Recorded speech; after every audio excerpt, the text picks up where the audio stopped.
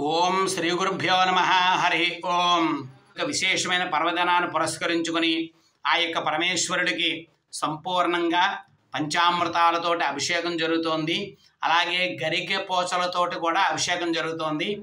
కాబట్టి మన భక్తులలో ఎవరైనా సరే రుణ బాధలు ఉన్నవాళ్ళు కానీ లేదా ఎవరికైనా ధనం ఇచ్చి అది వెనక్కి రాకపోతే ఆ బాధపడేటువంటి స్తంభిత ధన పునరాగమనం కలగాలని ఆ స్వామివారిని చూసి నమస్కారం చేసుకోండి.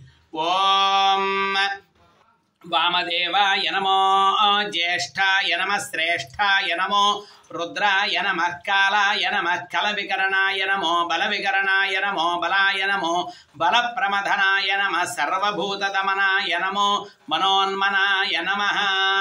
హరా నమః పార్వతీపతయే.